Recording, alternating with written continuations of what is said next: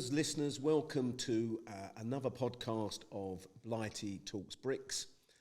I'm very honoured again, and I say again because the people that are coming on the podcast are not only amazing human beings, and this gentleman is one of those, but they're also really interesting people as well, so no pressure on my guest for today.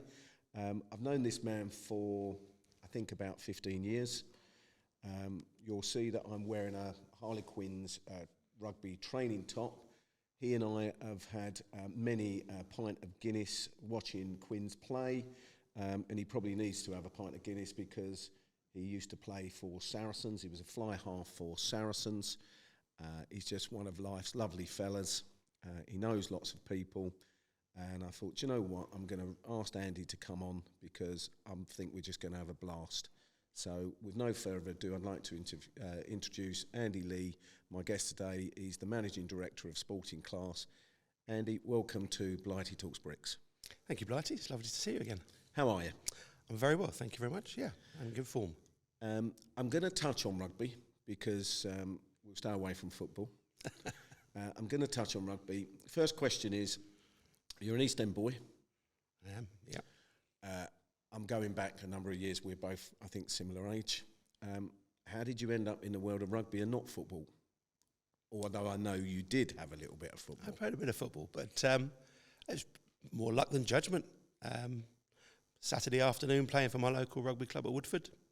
Got spotted, asked to play on the Sunday for Eastern Counties because they had an injury. And my captain that day was a gentleman called Jason Leonard. Mr. Leonard. Proper East End boy. Yep. And there was a guy called Dick Best watching, who was one of the England coaching team at the time, and I had a good game on the Sunday, and he just said to Leonard, I've got to take him to Saracens. He needs to play at a better level. Went down training, and 6 weeks later, I made a debut at home against Bath. And we beat them, and they had the whole England team pretty much, and we had no one other than two gentlemen who you remember, Ben Clark and Jason Leonard, who both obviously made it big afterwards, but at the time no one really knew who they were. And we beat them 11-9 at home, which was not that you crazy. Remember that game. Not that I remember it, but as you can imagine, your sort of your home debut. I think it was 18, 19. So special day. Was you in the beginning of the sort of the change in Saracens? Because going back to when rugby wasn't professional, did you see that was the change in time, or there wasn't any change at the time because I started in '89, so through the early '90s it was always amateur and just a bit of fun, and you got a bit of expenses, but you could see where it was going because even Jason had to leave and Clarkey had to leave. One went to Bath, and obviously Jason went to Harlequins because they wouldn't pick them in the England squad because they weren't in the elite. They weren't playing with a Quins or a Wasps or a Leicester. Or a Quins. Was that a snobbery thing? Was that a class thing? Or was it just where the teams were in the league? You could get it because ultimately the whole team was made up of those four big sides. So they wanted Jason playing with Brian Moore and with Peter Winterbottom and Mickey Skinner and those guys, and Garling obviously was captain at the time. So you could see the progression and why they wanted to do it. But yeah, it was a little bit of that, I suppose, because no one really expected Saracens to do much in those days. Certainly changed now. Well, it's totally changed now. We'll talk about the change of rugby, but what sort of stopped your career in rugby going forward to do more and more? Was it you stayed at Saracens because I know you're very well known at Saracens. You stayed at Saracens for a period of time behind the scenes as well as playing? Yeah, I did over 10 years playing there. Had opportunities to move, but felt comfortable there, and I suppose in the middle of my career in 95 when it did go pro, they offered me a job and were going to pay me for the game that I played for fun. So it was an easy decision, and obviously they bought Nigel Ray. Nigel Ray bought the club at the time, and they had aspirations of bringing these big names, and all of a sudden there's Francois Pienaar and Philippe Seller and Michael Liner. And playing at Watford, moved from...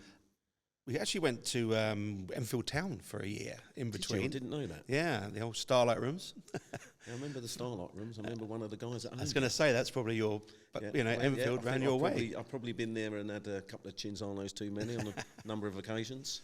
But yeah, then on to Watford, Premiership Stadium, football stadium.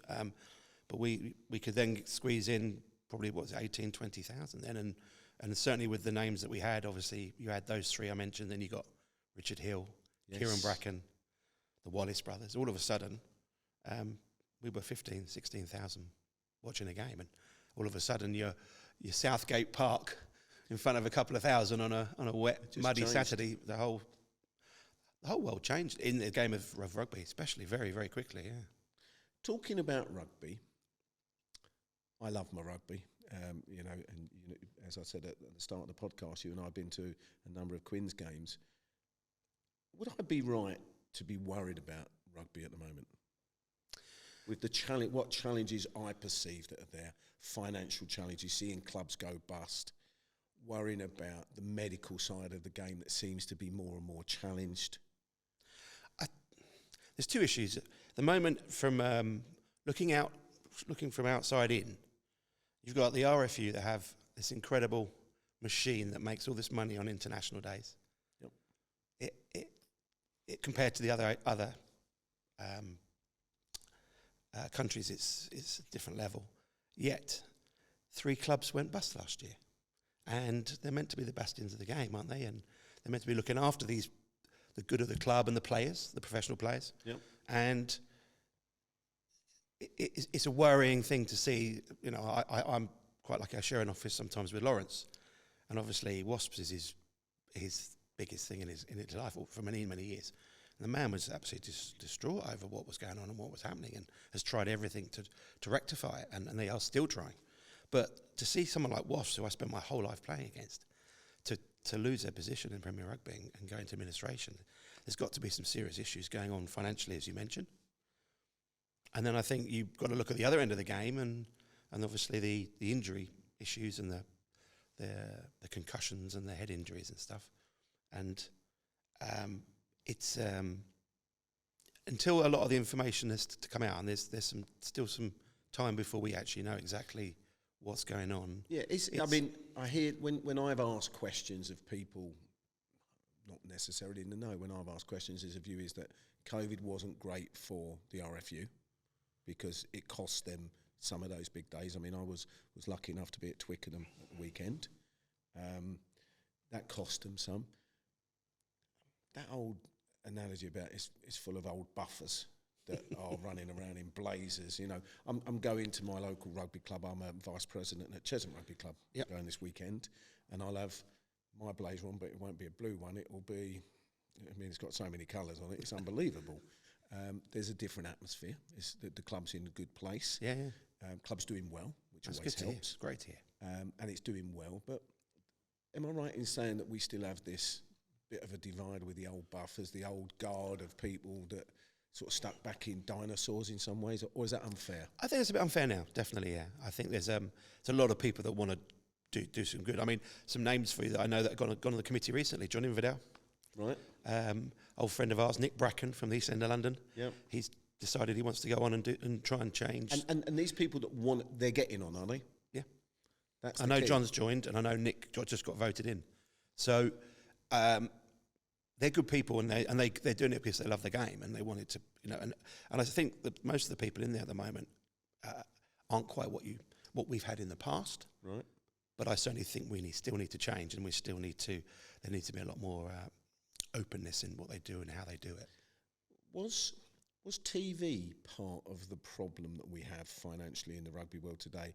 You know, when BT came along, you know, we both know Mr. Bayfield, and I love him dearly. We see him quite a lot on the TV, and Hugo's on the TV. And did the rugby boys, the clubs, get a cash injection and thought that then they were going to do what football has always been in the UK?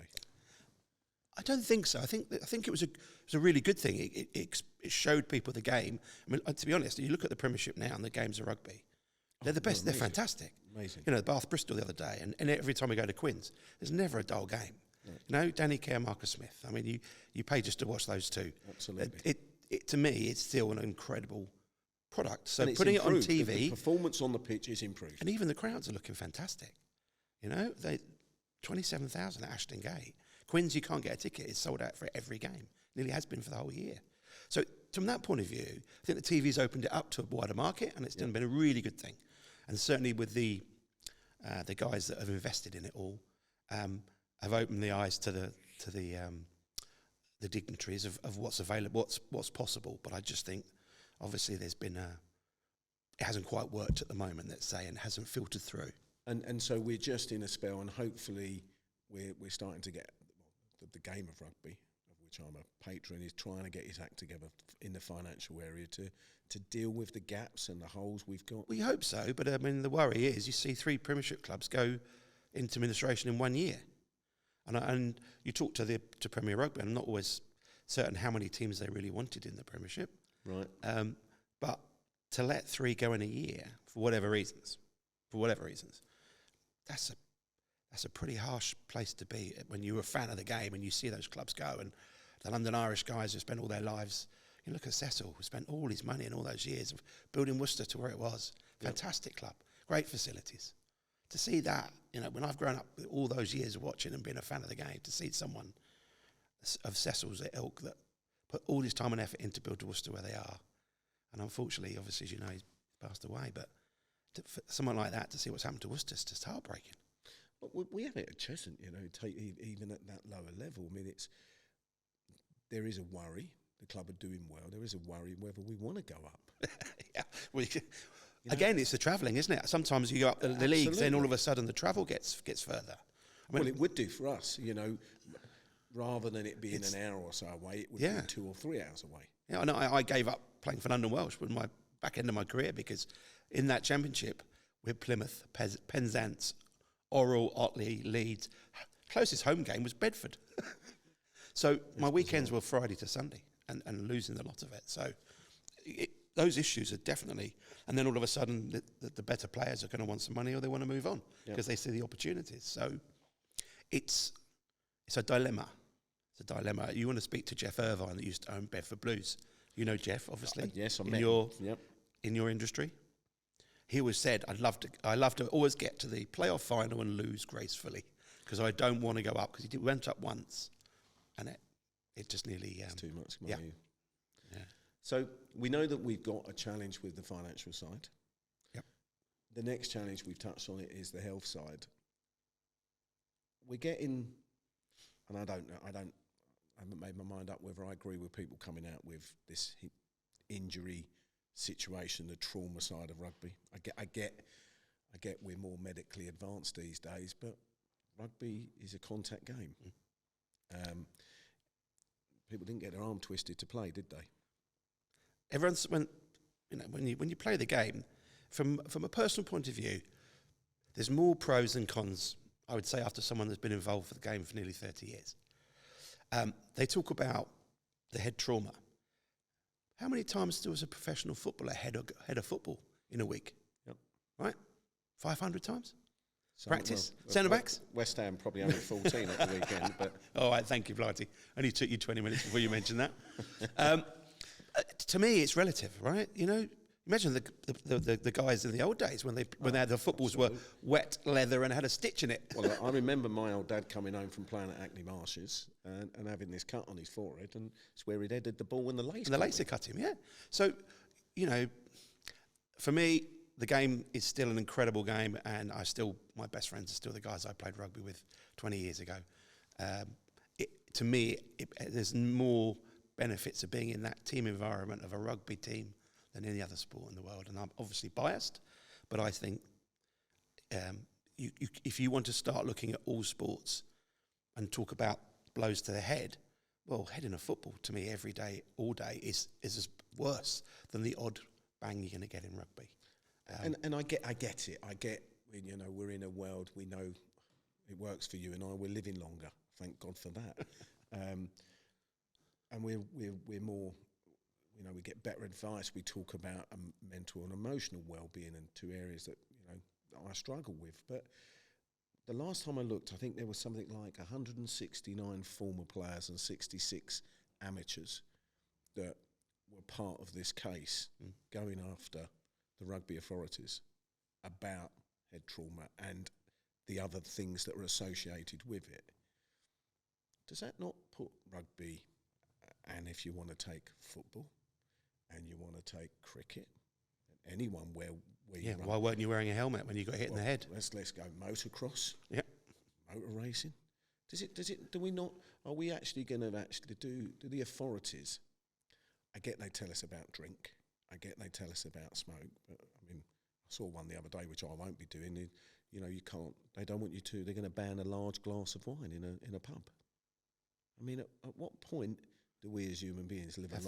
Have a choice. And if you're making people do stuff, that's very different. Yeah. You know, I'm involved in the construction industry in a way, and there's certain health and safety things we have to have, and that's great, and that's the right way to go, because people have got to earn a living. But if people are choosing to do something, surely that's different. Yeah, it's the same as freedom of speech, isn't it? Right? Well, that's probably going a bit as well, isn't it? 100%. You know, it's difficult, and I'm the jury's out with the guys that have put themselves up for these cases, because, like you said right at the beginning to me, you know, we made the choice to play, and it's never been a game for you know what's coming. It's a physical game, and especially if you play in the old days when there was only a referee and no touch judges or TV, it was a very physical game. That's why I gave it up. I was worried about my looks. I could see my looks. They'd already gone, Blighty. They'd already gone. You didn't need to. So, as I say, it's difficult to comment without really knowing all the information on it all. And they're doing the testing now, and I know Simon Shaw and a few of the boys have been really pushing hard to see what these results bring. Right. A lot of the older players of my era have all gone for testing to try and help showcase what the results are and what the readings are for some of the guys. So I think the jury's out on that one. I don't like to comment if I don't actually have the full story. I get that, and I think it is the jury's out. It is, because it's, in my book, I would say, well, you knew what you're getting into. Yeah. But then they come back with a reason saying, well, yes, but this happened and that wasn't right. Then you've got to find a middle ground. Yeah. And talking about juries out and going back to England, are we happy with the way that England are going as a team, the management, the style? Are we happy? Well, obviously not the style. I think we're result driven at the moment. We obviously saw in the World Cup that we can play a certain way and win. Yep. And bizarrely enough, it came out of the first game when we only had to play with 14 men, and it's in a way actually suited us, because that is the way at the moment England play, and they proved it again at the weekend, which is a real shame, because again, if you watch Premiership rugby week in, week out, and you watch the Northampton boys, the Mitchell, Freeman, you know, you watch Marcus and Danny, the flowing rugby these guys are playing. It's unreal, isn't it? It's fantastic. Even the young lad at fly half, Finn, you know, he's been put in the squad because he's been superb, and he's given the backs at Northampton a scoring tries at will. So it is a little bit disappointing again as a rugby fan to week in, week out watch Premiership rugby with these fantastic games. Then you go and watch an international, and 3/4 of the game is spent with the ball in the air, and that's frustrating. But did we stay? Obviously, the answer is yes, because did we stay with Eddie too long, Eddie Jones? Should he have gone after the Japan final?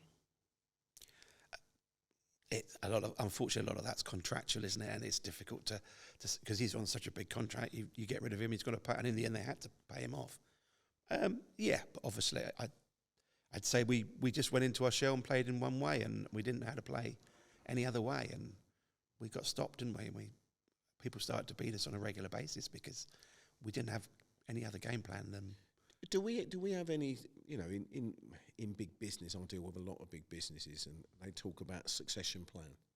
Do we have that in the RFU in term? I'm not talking the committee. I'm talking about in coaches. I mean, is it right that Farrell is an Englishman and he's at Ireland? Sean Edwards. Yeah. Sean Edwards is an Englishman and he's in France. I think a lot of that, unfortunately, is timing. You need a bit of luck when they become available and you get them at the right time. But yeah, we should have been planning for those guys to be in place 4, 5, 6 years ago. I thought they turned the wheel a little bit when they brought Sinfield in. I thought that was a fantastic appointment. But I think by the sounds of it, he's going. So I think there's some changes for whatever reason. And that was their one first in my book. That was them looking at trying to open up a bit and play a little bit more with his skill set. But obviously, that hasn't worked in whatever shape or form. So who knows, to be honest? I mean, you'd say no, wouldn't you? Because you see Farrell and you see Edwards and you see all these guys coaching for other countries. And you make a good point about timing, and you make a good point about contracts, but surely that when we've got somebody, we know that position at that club's not going to last forever, be it in county, be it at club level, be it international level. We know that we're going to have a change, and you would have thought that would be a process, but it doesn't seem to be. I'm sure they do have a process. It's just, unfortunately, I would say the people have decided that they're not the people to go with. Otherwise, they would have gone for them. It's not like they don't have the money. No. You can't turn around and say that, we can't afford them. That's the one thing we can't say. It's whether we want them or not, and whether we've got a structure in place that will put them all together to make it a successful side. And obviously, we can't really say that that's happened too much in the last couple of years. Eddie did a reasonably good job. His stats were pretty good for the first couple of years. Yeah.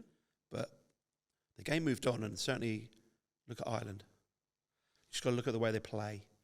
Look at the continuity. Look at what the aspirations are of the players. And that, to me, says, well, if they're doing it, we can. Because on a weekend, the English guys playing against them in the European Cup, there's not much between them. Yeah. And I think if you look at the last couple of weeks, the English teams have beaten the Irish teams. Yeah.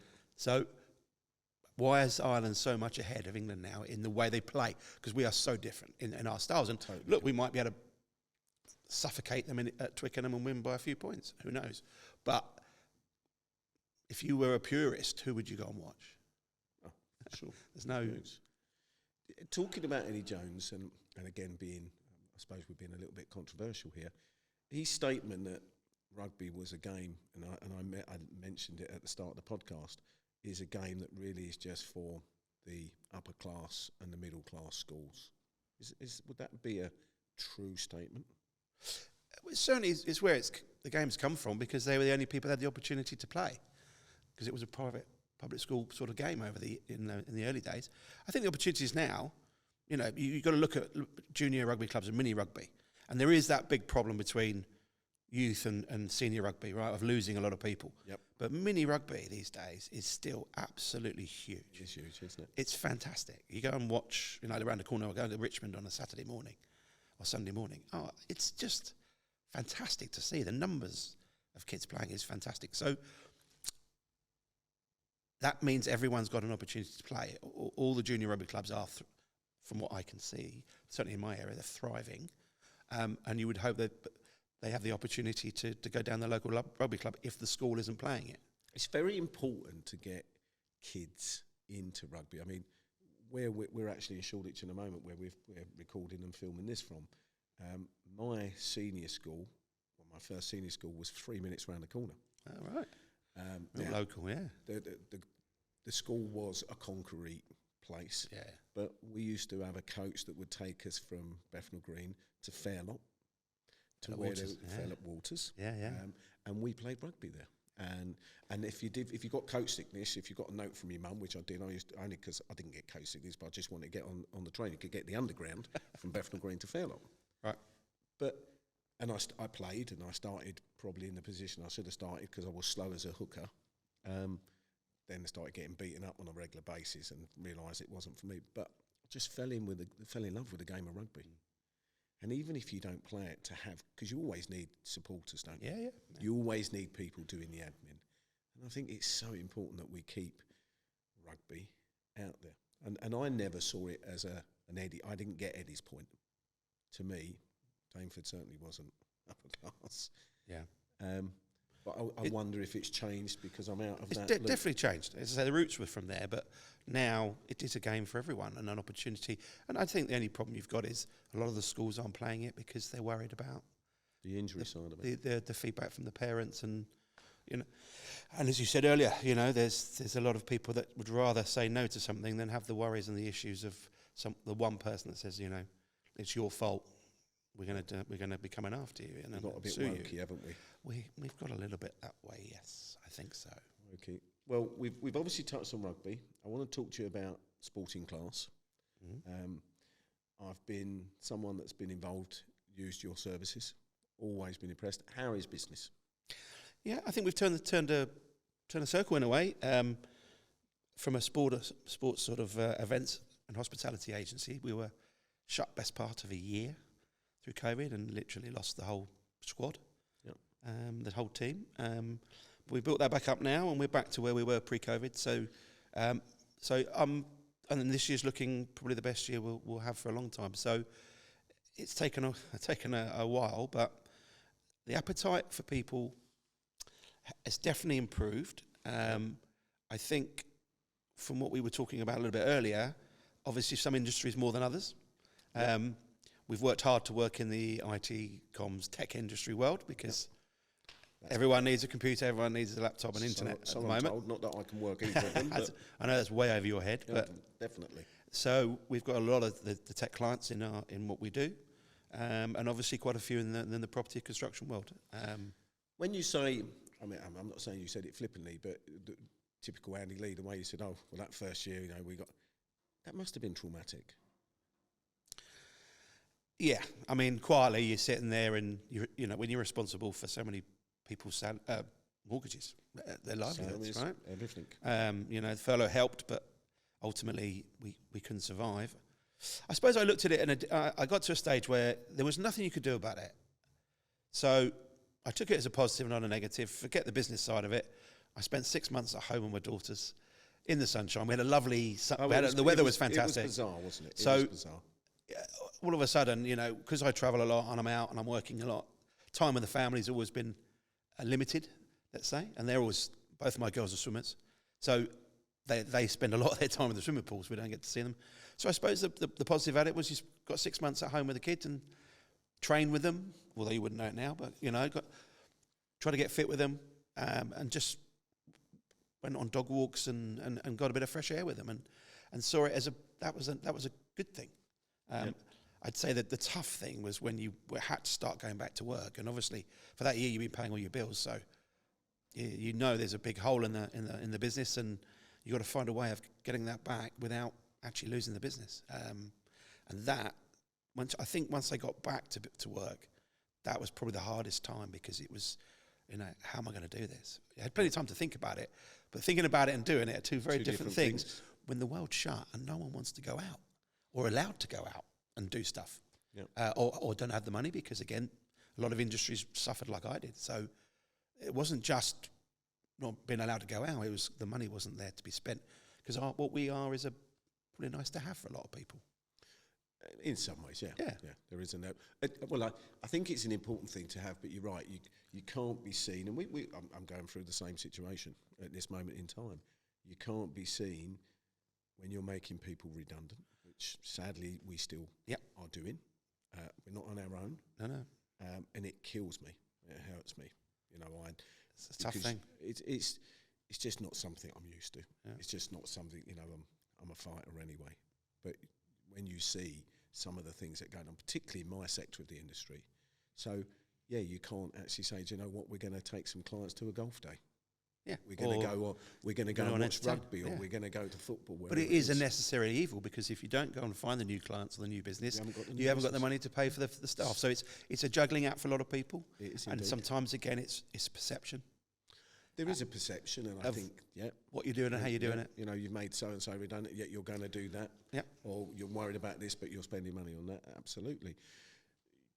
You and I spoke a few times, probably not enough in that period, but you always strike me as that you deal with your emotional well-being, sort of bit of stiff upper lip and crack on. Really, is that would I be right in saying that?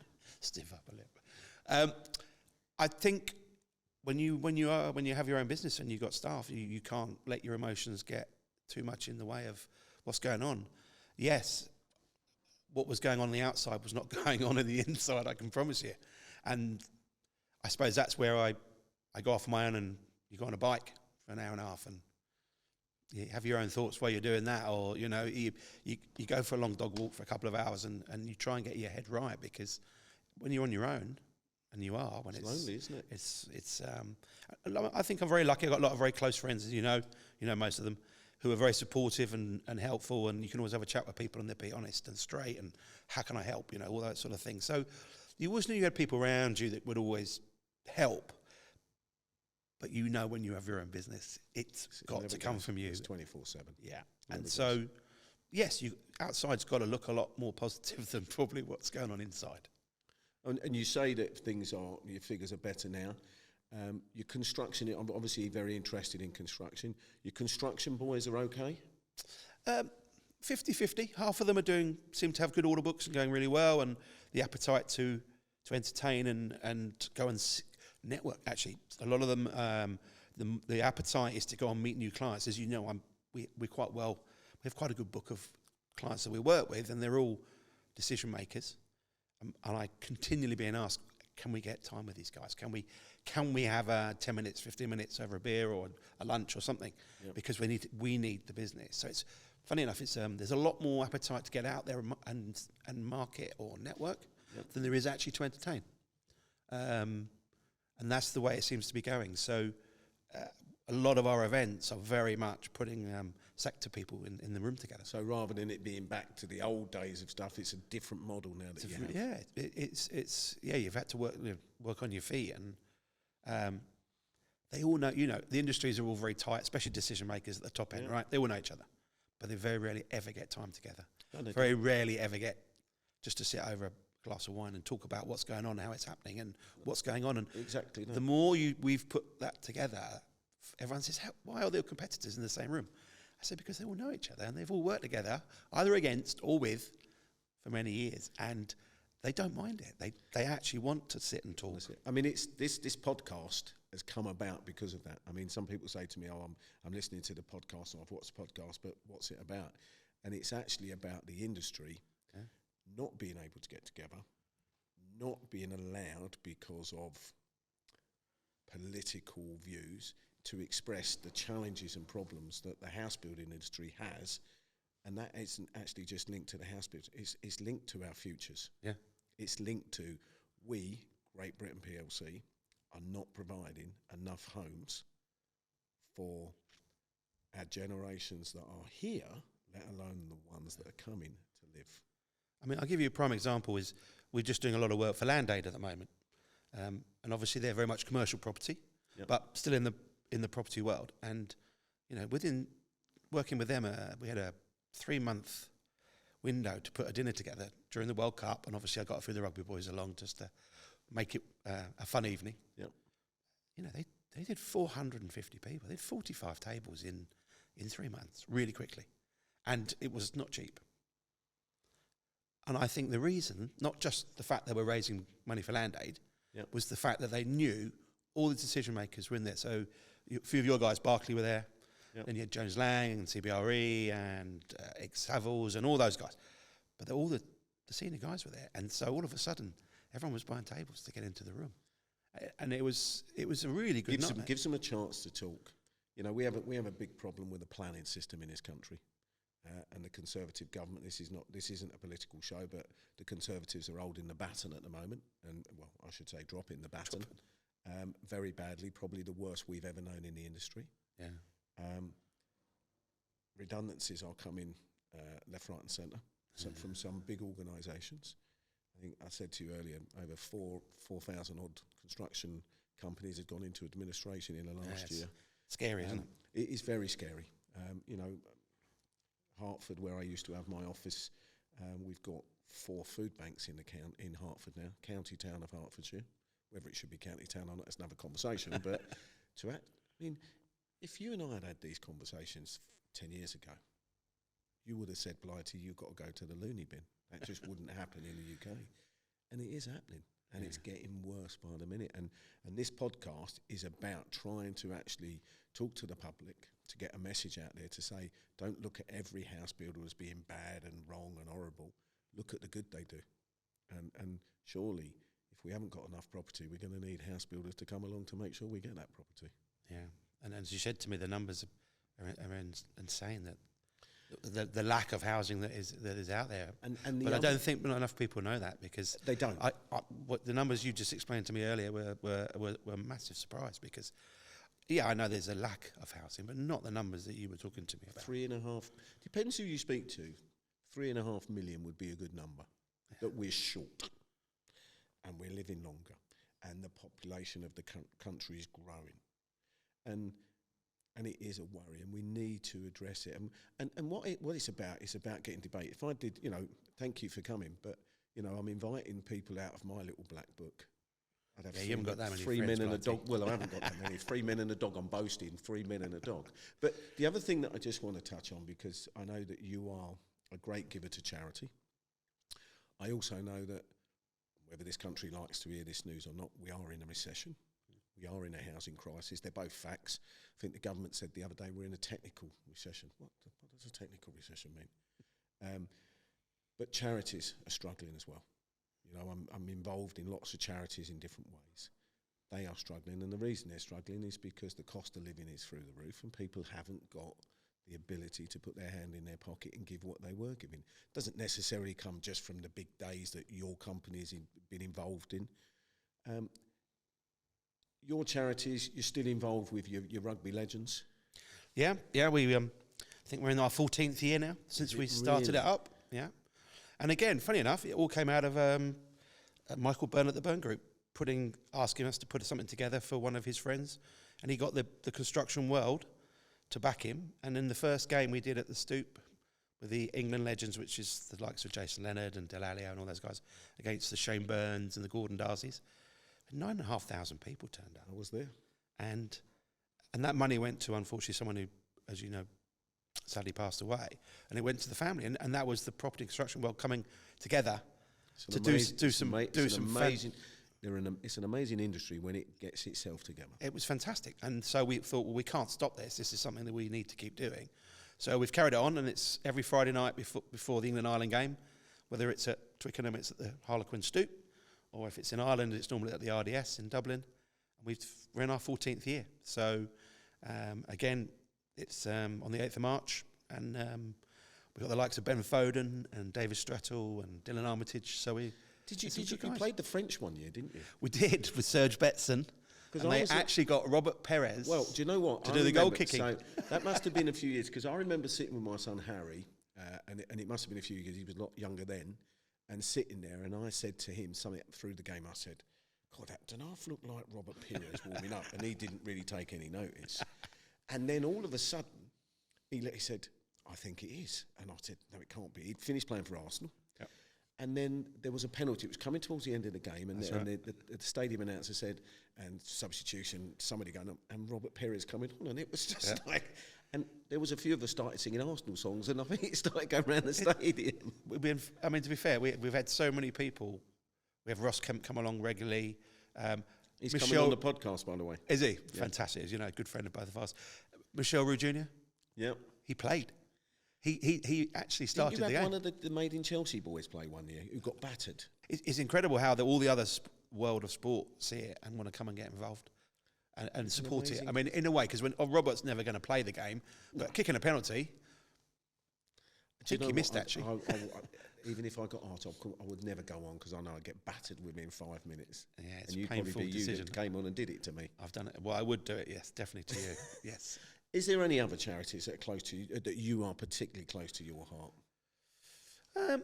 I think obviously I work with you with Bob Wilson and the Willow Foundation. That was obviously for 3 years, and that was fabulous. And obviously got to meet people like Lee Dixon and all the Arsenal boys, David Seaman, all came out to support it. And it's amazing how many other teams support it. It was recently, bless her, Megs Wilson's memorial, and we went to St Albans Cathedral, and I have to say the turnout was just from the sporting world. But it's the sport. That's what the sports world's all about. Sporting world. It was unbelievable. It was a really amazing event, and she would have been so proud. Yeah, and that's when you go back to our discussion right at the beginning about playing a team sport, right, and what rugby and football brings to your life is that camaraderie and friendship that you won't get in any other institution. In my opinion, obviously.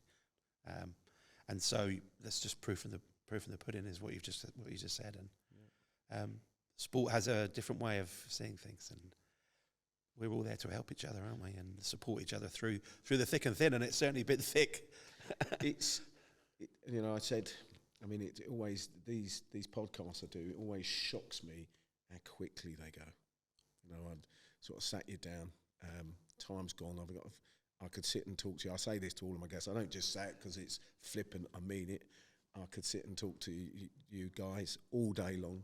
You've been exactly what I thought you'd been. It's been an absolute pleasure to have you on. Thank you, Blighty. I thank you for your time because I know you're busy. I know that you've travelled across the other side of London, which sometimes it'd be easier to get from London to Birmingham or, you know, somewhere in the Midlands than it is to get across town. But Andy, thank you for your time. Really enjoyed sitting talking to you. I hope I haven't got you in too much trouble with the rugby boys. You're probably going to get your leg pulled here and there. It might cost me a few pints. Well, if anyone wants to drink a pint of Guinness, you're the man to drink a pint of Guinness with. Andy, thank you very much. No, thank you, Steve. Viewers, listeners, time's flown. It flows every time we're on here. I've really enjoyed sitting here talking to my good friend Andy Lee. It's worth looking up Sporting Class if you're looking for stuff to do because they do sort out things really, really well. Stay safe. Take care. Andy, thank you very much. Thank you, Steve. Lovely to catch up.